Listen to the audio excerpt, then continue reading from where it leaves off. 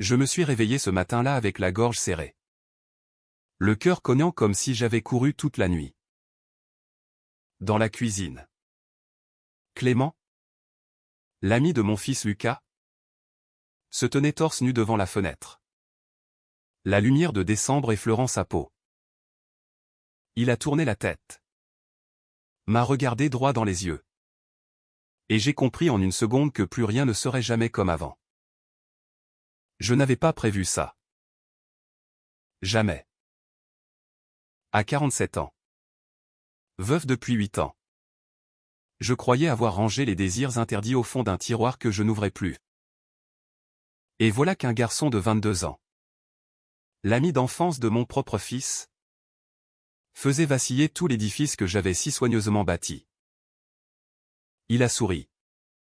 Un sourire timide et pourtant si sûr de lui. Et j'ai senti une chaleur traîtresse monter en moi. Une chaleur que je n'avais pas ressentie depuis des décennies. Ce fut en septembre que tout commença. Sans tambour ni trompette. Lucas, mon fils unique, rentrait de son année d'échange à Montréal et m'annonça au téléphone qu'il ramenait Clément avec lui. Il n'a nulle part où aller pour l'instant. Papa. Ses parents l'ont mis à la porte. Tu veux bien l'héberger quelques semaines? Je n'ai pas hésité. J'ai toujours eu le cœur large. Et Clément? Je le connaissais depuis qu'il avait 10 ans, un gamin discret. Aux yeux trop graves. Qui passait tous ses étés chez nous en Provence quand sa mère travaillait. Je les ai accueillis à la gare Saint-Lazare. Lucas m'a sauté au cou comme quand il était petit. Clément, lui, est resté en retrait. Sac à dos sur l'épaule. Regard baissé. Il portait un jean usé et un pull trop grand qui soulignait paradoxalement la finesse de ses épaules. Merci. Monsieur Duval? A-t-il murmuré. Sa voix avait mué. Devenue plus grave. Plus posée. Je lui ai tendu la main, il l'a serrée longuement. Et j'ai senti une étrange vibration passer entre nous. Ridicule. Me suis-je dit. Pure imagination. Les premiers jours furent paisibles. Lucas reprenait ses cours à la fac de droit. Clément cherchait un petit boulot et un studio. Il partageait la chambre d'amis. Riait tard dans la nuit. Écoutait de la musique que je ne comprenais pas. Moi. Je travaillais chez moi architecte indépendant. J'avais aménagé mon bureau au dernier étage de notre appartement haussmannien du 7e arrondissement. Je descendais parfois leur préparer un café. Échanger quelques mots anodins. Clément me remerciait toujours avec une politesse un peu vieux jeu qui me touchait. Un soir, Lucas sortit avec des amis. Clément resta. Il frappa à la porte de mon bureau. Je peux vous emprunter un livre? Je lui indiquai la bibliothèque du salon. Il revint avec À la recherche du temps perdu. Tome 1. Vous lisez Proust à 22 ans, demandai-je. Surpris. Il haussa les épaules. J'aime les phrases longues. Elles me calment. Nous parlâmes littérature 1 heure durant. Il avait une intelligence vive. Sensible. Presque douloureuse. Je me surpris à le regarder vraiment, les pommettes hautes. La bouche charnue. Les cils interminables. Je détournai les yeux. Honteux. Les semaines passèrent. Clément ne trouva pas de studio. Les loyers parisiens étaient exorbitants. Et ses petits jobs de serveur ne suffisaient pas. Lucas me supplia, laisse-le rester jusqu'à Noël. Papa. Après. On verra. J'acceptai. Au fond. Cela ne me dérangeait pas. Au contraire. Je commençais à attendre le bruit de ses pas dans l'escalier. Le son de sa voix quand il disait bonjour. Un matin de novembre, je descendis tôt pour le café. Clément était déjà là. En boxer et t-shirt. Penché sur son ordinateur. Il sursauta en me voyant. Rougit. Pardon? Je croyais que vous dormiez encore. Je balayai l'air d'un geste. Tu es chez toi. Chez toi. Les mots m'échappèrent. Il me regarda intensément. Comme s'ils pesaient leur portée. Je sentis mon cœur s'accélérer stupidement. Le soir même. Lucas m'annonça qu'il repartait un week-end à Lyon chez une copine. Tu ne seras pas trop seul avec Clément? Je ris. Je pense que je survivrai. Seul avec Clément. L'idée me traversa comme un frisson. Ce week-end-là. Il plut sans discontinuer. Nous restâmes enfermés. Je cuisinai un bœuf bourguignon, il mit de la musique ou du bachung. Du Gainsbourg. Nous bûmes une bouteille de Saint-Émilion. Il parla de ses parents. De la dispute définitive quand il avait fait son coming out à 19 ans. Ils m'ont dit que j'étais une honte. Que je n'étais plus leur fils. Sa voix tremblait. Je posai ma main sur la sienne sans réfléchir. Tu n'es la honte de personne. Clément. Il leva les yeux. Humides. Merci. Antoine. Il m'appela par mon prénom pour la première fois. Ce fut comme une décharge électrique. La nuit. Je ne dormis pas. Je me répétais que j'étais son hôte. Presque son tuteur. Que j'avais 25 ans de plus. Que Lucas était mon fils. Que c'était absurde. Dangereux. Immoral. Mais plus je me raisonnais, plus le désir montait. Impérieux. Terrifiant. Décembre arriva. Gris et froid. Clément avait trouvé un poste de barista rue de Bussy. Il partait tôt. Rentrait tard. Mais nos soirées à deux se multipliaient. Lucas, absorbé par ses examens et sa nouvelle petite amie, était souvent absent. Je me surprenais à guetter le retour de Clément. À préparer des plats qu'il aimait ou des gratins dauphinois. Des tartes aux pommes comme en Provence. Un soir, il rentra trempé. Je lui prêtai un de mes pulls en cachemire. Il l'enfila. Et le tissu trop large souligna la fragilité de son corps. Ça vous va mieux qu'à moi. Plaisanta-t-il. Je ris. Mais mon regard s'attarda sur la ligne de sa clavicule visible sous le col. Il le remarqua. Le silence s'épaissit. Il s'approcha. Antoine, je crois que je dois vous dire quelque chose. Mon cœur battait à tout rompre. Dis-moi. Il inspira profondément. Je suis attiré par vous. Depuis le premier jour. Les mots tombèrent. Net. Irrévocable. Je restai figé. 1000 pensées se bousculaient, la joie brute. La peur panique. La culpabilité viscérale. Je reculai d'un pas. Clément, tu es l'ami de mon fils. Il pâlit. Je sais.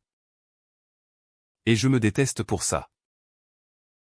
Mais je ne peux pas faire semblant plus longtemps. Ses yeux brillaient de larmes contenues. Je voulus le prendre dans mes bras. Le rassurer. Mais je me retins. Il faut qu'on parle calmement. Demain. Cette nuit-là. Je fis les 100 pas dans mon bureau. J'imaginais Lucas apprenant la vérité. Son regard dégoûté. La famille éclatée. Ma réputation. Tout ce que j'avais construit depuis la mort d'Élise. Et pourtant, au milieu de cette tempête, une petite voix murmurait, enfin vivant. Le lendemain, nous parlâmes des heures. Je lui avouai que je n'étais pas indifférent. Que j'avais moi-même connu, jeune, des attirances que j'avais enfouies après mon mariage. Que la société, la famille, la peur m'avait forcé à choisir la voie droite. Il écouta. Grave. Et maintenant, demanda-t-il. Je n'avais pas de réponse. Maintenant. On ne fait rien qui puisse blesser Lucas. Nous décidâmes d'un pacte fragile, attendre. Garder la distance. Mais la tension devint insupportable. Un regard trop long. Une main qui effleurait l'autre en passant le sel. Un rire partagé.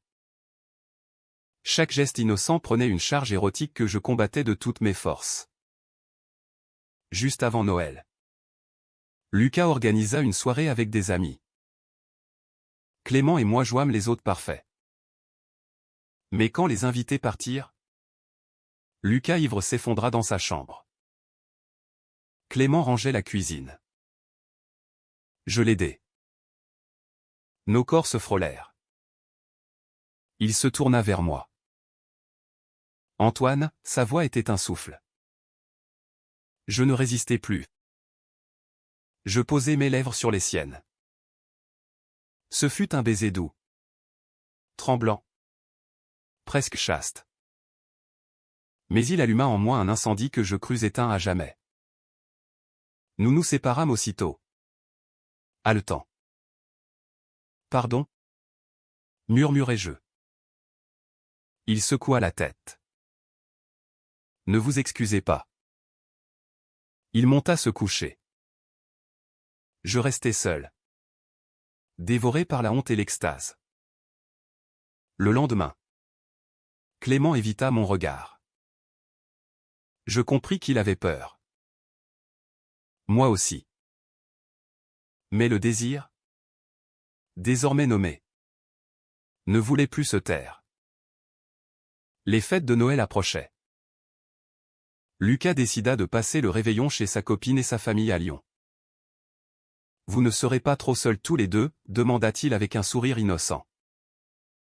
Je hochai la tête, la gorge nouée. Seul avec Clément pour Noël. L'idée me terrifiait et m'enivrait à la fois. Le 24 décembre, Paris était désert. Nous décorâmes un petit sapin tardivement. Clément choisit des guirlandes blanches. Simple. Nous préparâmes un chapon. Des marrons. Une bûche achetée chez le nôtre. Le soir venu, nous nous installâmes devant la cheminée. Il mit Petit Papa Noël de Tino Rossi en ironie douce. Nous bûmes du champagne. Il portait le pull que je lui avais prêté. Celui qui sentait encore mon parfum. À minuit, nous échangeâmes nos cadeaux. Je lui offris un exemplaire ancien de Du côté de chez Swann annoté. Il rougit. C'est trop. Il me tendit un paquet plat. À l'intérieur, un dessin au fusain, mon portrait. Fait d'après une photo. Les traits étaient précis. Le regard intense. Tu m'as observé longtemps. Murmurai-je. Ému. Tous les jours, répondit-il simplement. Le silence retomba. Lourd de sens. Je pris sa main. Cette fois, il ne recula pas. Nous nous embrassâmes. Plus longuement.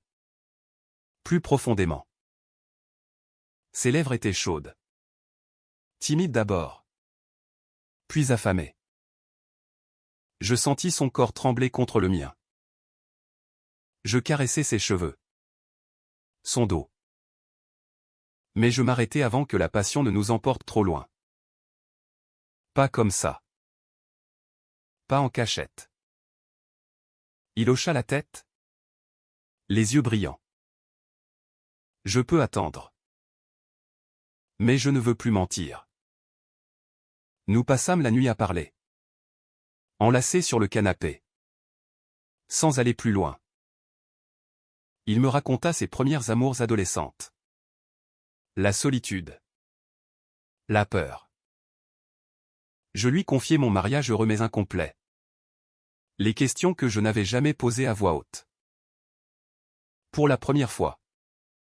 Je me sentais compris jusqu'au plus profond. Le lendemain de Noël. Tout bascula. Lucas rentra plus tôt que prévu. Il nous trouva dans la cuisine. Clément en train de me faire rire en imitant maladroitement un accent provençal. Lucas nous regarda bizarrement. Vous avez l'air complice. Je haussai les épaules. On a passé un bon Noël. Mais son regard resta suspicieux. 2 jours plus tard. Clément reçut un appel. Son père, malade, voulait le revoir. Il partit pour Marseille. J'eus peur qu'il ne revienne pas. Il revint 3 jours après. Les traits tirés. Il m'a demandé pardon. Mais il m'a aussi dit que si je continuais cette vie-là, il ne voulait plus me voir. Je le serrai dans mes bras. Il pleura. Cette nuit-là, nous fîmes l'amour pour la première fois. Ce fut tendre, maladroit, bouleversant. Je découvris son corps comme on découvre un pays inconnu et pourtant familier. Il murmura mon prénom comme une prière. Je me sentis vivant, coupable, heureux, terrifié. Mais le lendemain, Lucas frappa à ma porte de chambre tôt le matin. Il avait vu le pull de Clément sur le dossier de ma chaise. Il avait entendu des murmures dans la nuit. Papa, dis-moi que ce n'est pas ce que je crois. Je restai muet. Il pâlit. Clément? Clément et toi? Je hochai la tête. Il hurla. Des mots terribles. Trahison. Dégueulasse. Pédophile. Il claqua la porte. Partit en claquant celle de l'appartement. Clément, dans la chambre d'amis, avait tout entendu. Il pleurait en silence. Je vais partir. C'est ma faute. Je le retins. Non. C'est notre faute. Et notre choix. Lucas ne répondit plus à mes appels pendant des semaines. Il dormait chez des amis. Refusait de me voir. Je sombrais dans une culpabilité abyssale. Chaque nuit, je revivais ces accusations. J'étais le père indigne. Le pervers qui avait profité de la vulnérabilité d'un jeune homme. Clément, lui, tentait de rester fort, mais je voyais la souffrance dans ses yeux. Il finira par comprendre, disait-il. Mais je n'y croyais plus. Un soir de janvier, Lucas revint enfin. Il avait maigri. Les traits durcis. Nous nous assîmes au salon. Clément resta dans sa chambre. Lucas parla d'abord. Voix blanche, je vous ai vu. Par la porte entr'ouverte. Je fermai les yeux. Je suis désolé que tu aies découvert ça comme ça. Il éclata, tu es mon père. Il a l'âge d'être mon frère. Comment as-tu pu? Je tentais d'expliquer l'amour.